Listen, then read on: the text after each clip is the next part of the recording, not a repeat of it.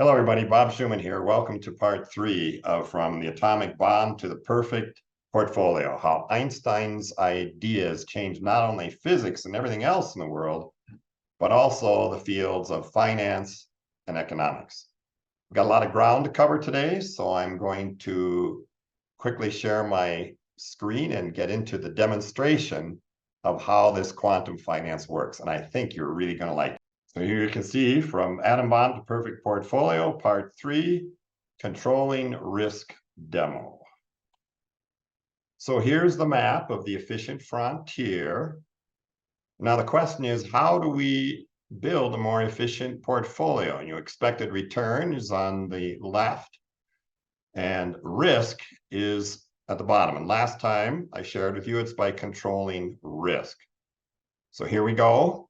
Here's the average portfolio of institutional investors. Now, what's an institutional investor? It's anybody who manages money for other people. It could be a pension fund or a mutual fund or insurance company or sovereign wealth fund, all kinds of, it's where most wealth is managed is by big institutions. And this is a 30-year study from 1973 to 2004. And you can see that the average portfolio is about 40% bonds, of the entire market of bonds, higher credit ones, not many junk bonds.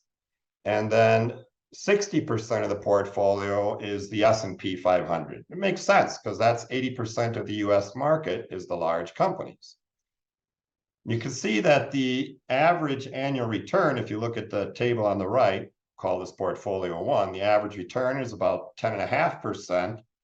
And the standard deviation or vibration of that portfolio, as we saw in the last video, is about 11.33%.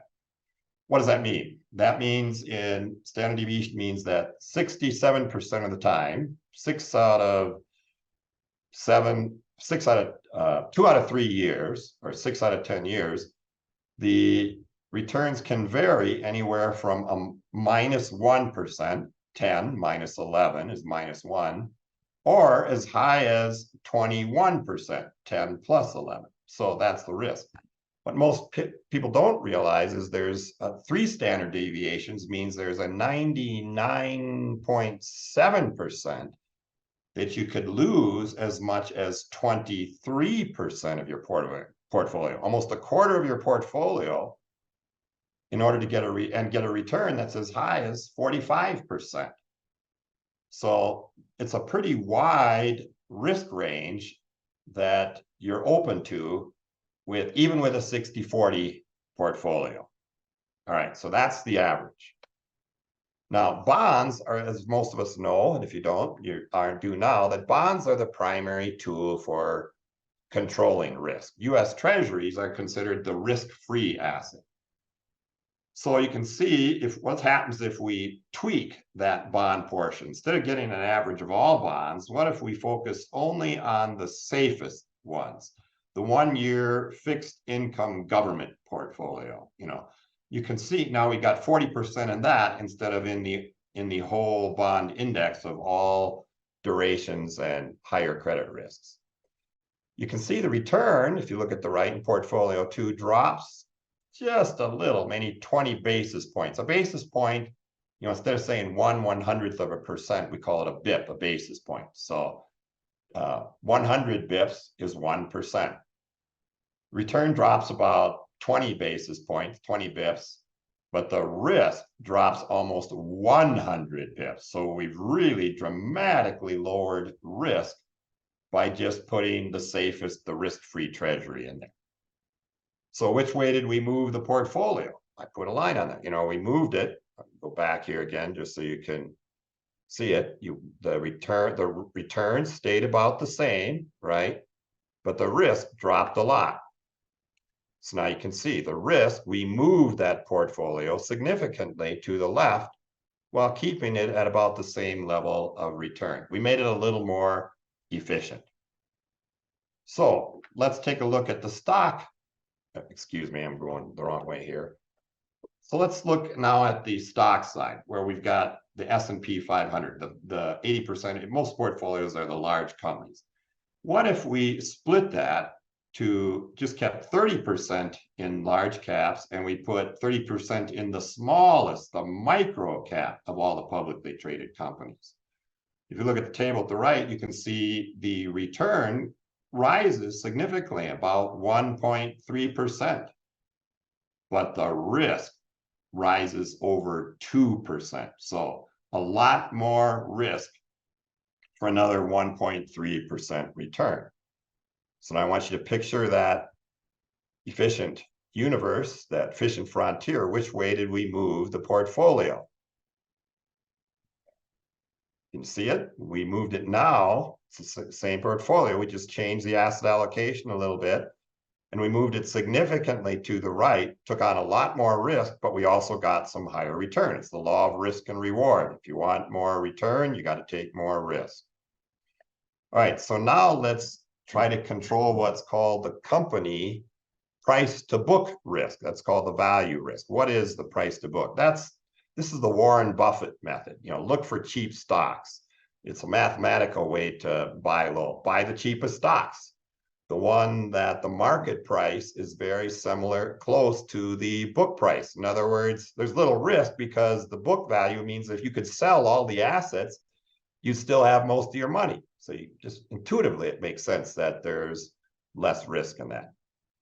You can see what happens is the return goes up significantly, about 80 basis points, almost 1%, and the risk stays about the same. In fact, it goes down 3 basis points. So rhetorical question, try to visualize it in that universe, that quantum map. Which way did we move the portfolio? Think. I'm going to give you the answer. We moved it straight up, right? Hardly any change in the risk, but the return is up significantly without any increase in risk, a little less risk. So take another factor. National economic risk. Risk in countries is different, right? I mean, you think of, I circled there just so you can see how big the United States is compared to the rest of the world and why we dominate the capital markets. The greatest resource of any nation is its people, and then is its capital, because that's, in this country, people can realize their potential. You can see Russia and China, we know both of those economies right now are in a recession. They're not growing, they're getting smaller. The United States is growing. So those are non-divert, they're non-correlated. Two are going down, one's going up. Remember that, what that means from our last video. And now take a look and see what happens when we invest globally, and not just globally, but internationally. We've taken the stock portion and we've split it into 4 pieces in the US, 7.5% in large companies, 7.5% in micro caps, 7.5% in US small cap value, 7.5% in large cap value. And then we've taken 50% of the stock, in other words, 30% total of our stocks, and moved it in international large cap, 15% international large cap and 15% into international small cap. So we've got the size and the value factors internationally. And now look what happens to the portfolio, number 5. Return has gone up about 12 bips, but the return has dropped over 2 percentage points almost. Compare portfolio 5 with the average portfolio, portfolio 1. We're getting 2% more return at less risk than pension fund, than all the average portfolios together. What would that mean for your portfolio when you understand the power of compounding over years?